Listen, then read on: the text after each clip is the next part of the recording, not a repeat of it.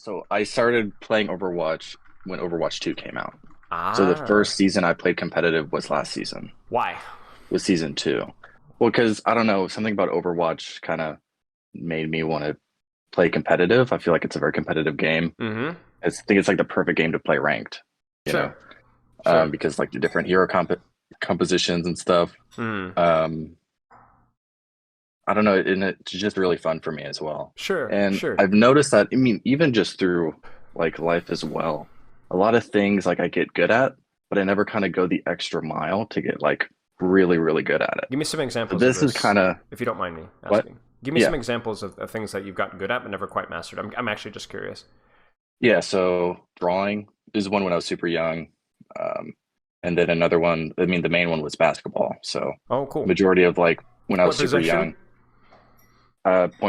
Nice. point guard and shooting guard. Yeah. Okay, cool. Keep going, I sir. got so I did compete at like AAU level, which is Mm-hmm. like the highest, The highest level at youth level. for yeah. Yeah. Um, but I never kind of went the next level, I guess, Mm-hmm. of pushing myself even more.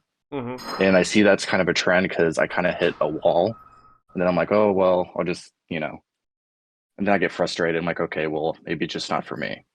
But Mm. I know like Overwatch is kind of small in that regard, but I feel like I don't know, it's something that I want to like prove to myself that I can actually get to, a very high level. Did you enjoy basketball? Like, how much did you enjoy basketball?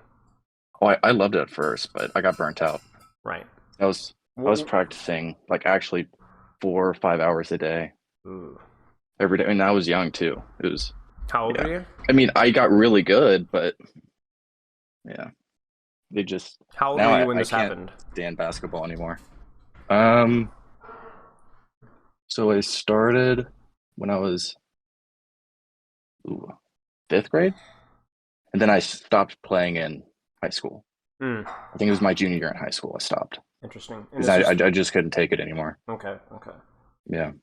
Were you steadily improving, and or did you hit a ceiling? Because I guess I'm trying to find out where the burnout came from. Is it from I was putting in a lot of work and got nothing out of it, or it was just too much basketball?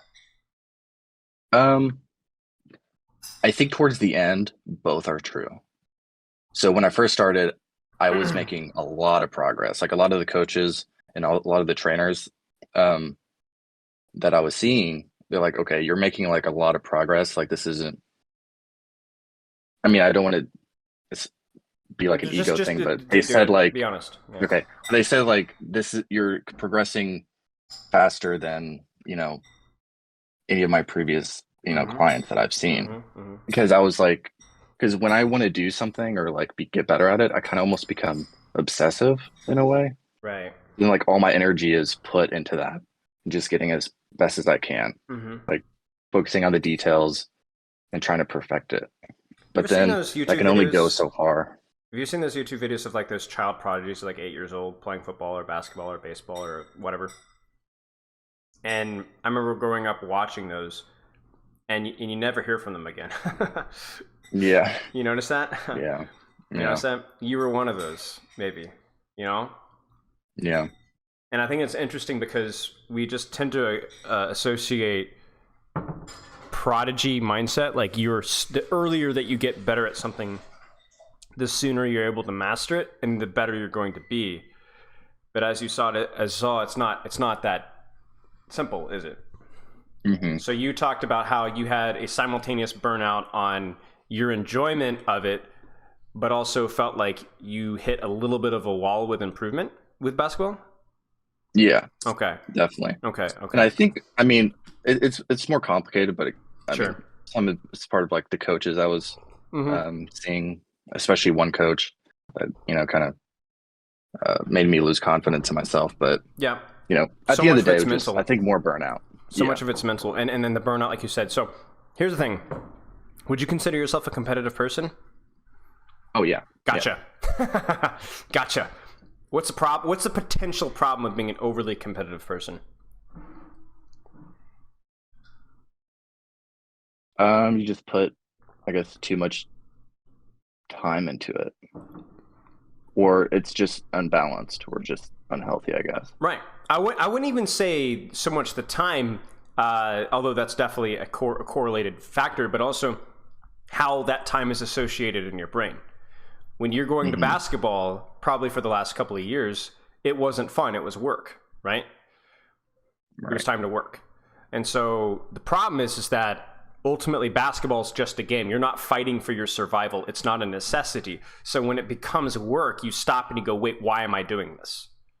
Right? Why am I doing this? Because I'm not enjoying the process anymore. I'm only doing this because I'm tough and I want to succeed. But wait, stop. Why do I want to succeed at basketball? Do I really want to do this for the rest of my life? Do I want to be an NBA player? You know what I'm saying? So we have a real problem on our hands.